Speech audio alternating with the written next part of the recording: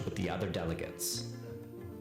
He stayed as a guest with George W. Hale, whom he called Father Pope, and his wife, Mrs. Ellen Hale, whom he called Mother Church. Mrs. Hale's 2 daughters and their 2 cousins were his sisters. Mrs. Hale took care of Swamiji like her own son, doing everything from supplying daily necessities, such as buying shoe covers to protect them from the rain and snow, to helping him in banking, to listening to his stories, both sweet and sour. The divine relationship between the American parents and their Indian son would last forever. The Hale home at 541 Dearborn Avenue in Chicago became the second home of Swamiji, after his ancestral home at 3 Gaur Mohan Mukherjee Street in Calcutta, India.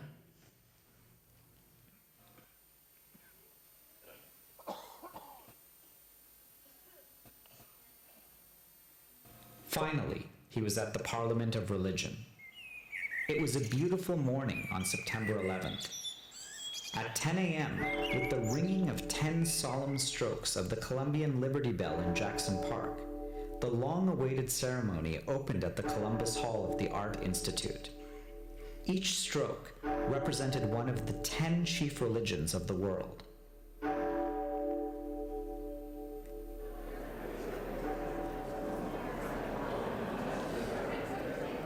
The hall was packed with over 4,000 people. One by one, the invited delegates delivered their speeches.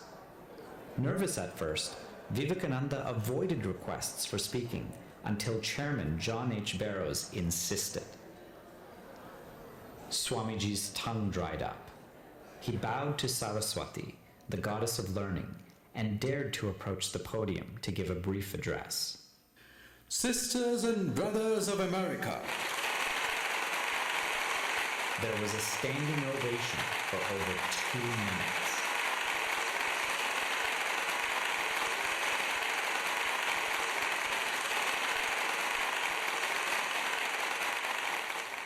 When the roar of clapping subsided and silence restored, he began his address by greeting and thanking America in the names of the most ancient order of monks in the world, the mother of all religions, and the millions and millions of Hindu people of all classes and sects. Then he said, I am proud to belong to a religion which has taught the world both tolerance and universal acceptance. We believe not only in universal toleration, but we accept all religions as true. In the same context, he quoted 2 illustrative passages from the Bhagavad Gita. As the different streams having their sources in different places all mingle their water in the sea, so, O Lord, the different paths which men take through different tendencies, various though they appear, crooked or straight, all lead to thee. And whosoever comes to me through whatsoever form, I reach him. All men are struggling through paths that in the end lead to me. He ended the speech with the lines, Sectarianism, bigotry, and its horrible descendant fanaticism have long possessed this beautiful earth. They have filled the earth with violence, drenched it often and often with human blood, destroyed civilization, and sent a whole nation to despair. Had it not been for these horrible demons, human society would be far more advanced than it is now. But their time is come, and I fervently hope that the bell that tolled this morning in the honor of this convention may be the death knell of all fanaticism, of all persecutions with sword or with the pen, and on all uncharitable feelings between persons wending their way to the same goal.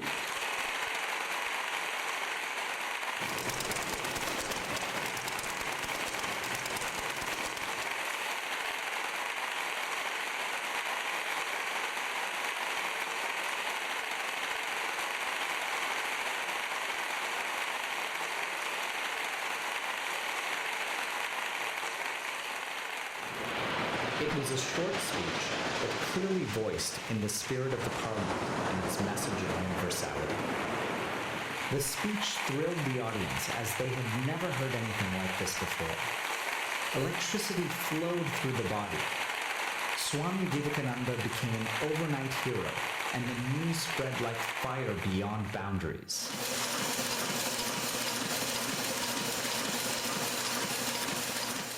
Dr. Barrows, the chairman of the Parliament, said, "India, the mother of religions, was represented by Swami Vivekananda, the orange monk who exercised the most wonderful influence over his auditors. The press dubbed him as the cyclonic monk from India." The Boston Evening Transcript wrote, "He is a great favorite at the Parliament, from the grandeur of his sentiments and his appearance as well. If he merely crosses the platform, he is applauded, and this marked approval of thousands he accepts in a childlike spirit of gratification without a trace of conceit." The New York Critique wrote, "He is an orator by divine right, and his strong, intelligent face, in its picturesque setting of yellow and orange, was hardly less interesting than those earnest words and the rich, rhythmical utterance he gave them." The New York Herald wrote, "Vivekananda is undoubtedly the greatest figure in the Parliament of Religions. After hearing him, we feel how foolish it is to send missionaries to this learned nation." The Parliament of Religions ended on September 27, 1893. Swami Vivekananda spoke several more times on topics related to Hinduism and Buddhism. All his speeches maintained one common message: universality and religious tolerance.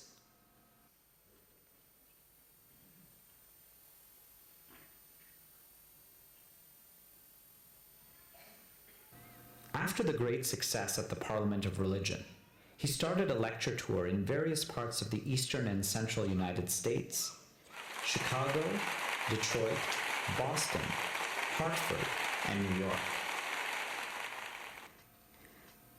The lectures eliminated the need for additional support from India. The doors of the wealthy were thrown open, offering lavish hospitality. But when he remembered the crushing poverty of his own people at home, his soul could not accept the luxury. One night, the feeling was so strong that he got out of the skirted bed and rolled on the floor, thinking, "Oh, Mother, what do I care for name and fame when my motherland remains sunk in utmost poverty? To what a sad pass have we poor Indians come, when millions of us die for want of a handful of rice, and here they spend millions of rupees upon their personal comfort. Who will raise the masses of India? Who will give them bread? Show me, oh Mother, how can I help them?" Swamiji taught Vedanta, the universal philosophy and religion of Upanishad, which originated thousands of years ago in India. He taught that sectarianism, bigotry, superstition, and intolerance must be swept aside to make room for harmony of all religions. He redefined religion for his Western audience by introducing the overwhelming message of goodwill and brotherly love for one another. "You must bear in mind that religion does not consist in talk or doctrines or books, but in realization." The non-stop exertion began to take a toll on his health. By the spring of 1895, he was exhausted and in poor health. He suspended his lecture tour and started giving free and private classes on Vedanta and yoga. In June of 1895, he conducted private lectures for 2 months to a dozen of his disciples at the Thousand Island Park, which Swamiji enjoyed very much and considered to be the happiest part of his visit to America. In 1895 and 1896, he traveled to England twice during this U.S. tour. The lectures were highly successful. There, he met Miss Margaret Noble, an Irish lady who later became Sister Nivedita. From England, he also visited other European countries. During his April 1896 tour to London, he met Max Muller, the renowned Indologist at Oxford University. His other Western followers included Josephine MacLeod, Miss Muller, E.T. Sturdy, Captain and Mrs. Sevier, who played an important role in the founding of Advaita Ashrama, and J.J. Goodwin, who became his stenographer and recorded his teachings and lectures wherever he went.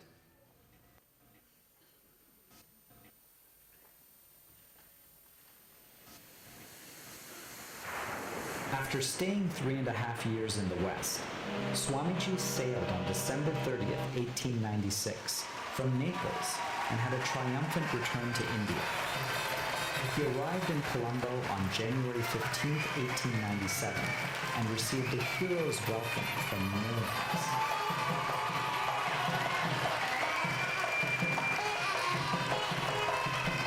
From Colombo, he traveled to Pambam, Rameshwaram, Ramnad, Madurai, Kumbakonam, Madras, and Calcutta, delivering lectures.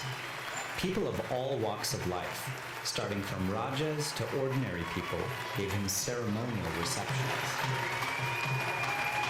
In the procession at Bamban, the Raja of Ramnad personally drew the Swami's carriage. At several places, the people squatted on the rails and allowed the train to pass only after they could hear Swamiji speak. The reception continued from Calcutta to Almora, where he continued delivering lectures. While in the West, he talked of India's great spiritual heritage. On return to India, his speeches were focused on upliftment of the masses. He struck a spark and kindled the fire of struggle for freedom from the colonial rule in every corner of India. He began to awaken the sleeping, subjugated nation with the clarion call of Vedanta. Arise, awake, and stop not till the goal is reached. Strength is what the Upanishad speaks. Be strong. He spoke of destroying the evil of the caste system. So long as the millions live in hunger and ignorance, I hold every man a traitor who, having been educated at their expense, pays not the least heed to them. Let the new India rise out of peasant's cottage grasping the plough, out of the huts of the fisherman, the cobbler, and the sweeper. Let her spring from grocery's shop, from besides the oven of the fritter seller. Let her emanate from the factory, from marts and from markets. Let her emerge from groves and forests, from hills and mountains. These common people have suffered oppression for thousands of years. They have suffered eternal misery, which has given them unflinching vitality. Give them only half of piece of bread, and whole world will not be big enough to hold their energy. And he spoke to awaken the pride of being an Indian with brotherly love. Thou brave one, be bold, take courage. Be proud that thou art an Indian, and proudly proclaim, I am an Indian. Every Indian is my brother. Say, the ignorant Indian, the poor and destitute Indian, the Brahmin Indian, the Pariah Indian is my brother. Thou too, clad with but a rag round thy loins, proudly proclaim at the top of thy voice, the Indian is my brother, the Indian is my life. India's gods and goddesses are my God. India's society is the cradle of my infancy, the pleasure garden of my youth, the sacred heaven, the Varanasi of my old age. Say, brother, the soil of India is my highest heaven, the good of India is my good. And repeat and pray day and night, O thou Lord of Gauri, O thou Mother of the universe, vouchsafe manliness unto me. O thou Mother of strength, take away my weakness, take away my unmanliness, and make me a man. The celebrations continued till late at night with a procession with torches and fireworks.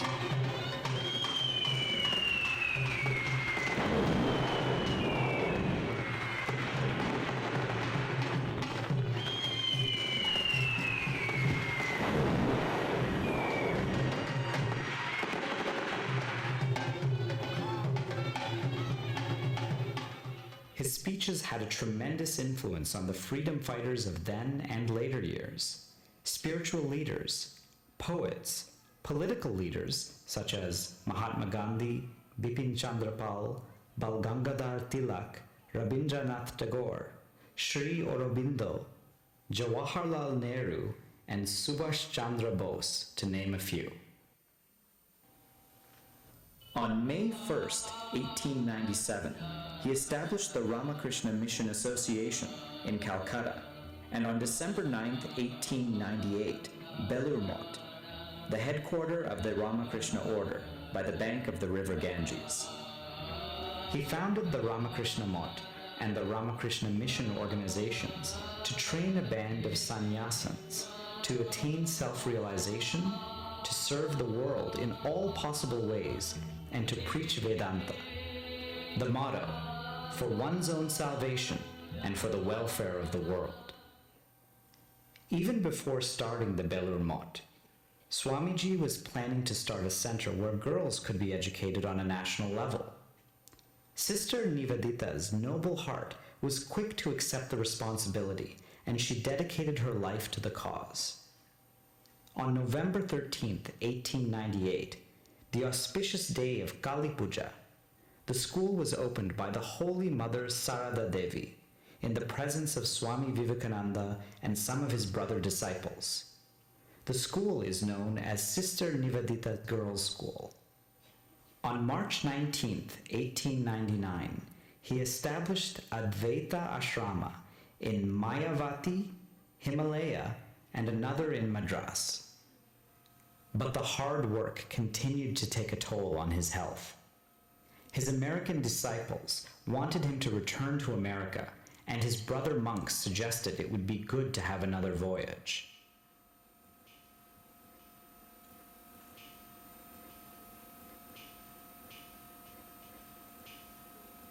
Vivekananda once again left for the West in June of 1899, amid his failing health.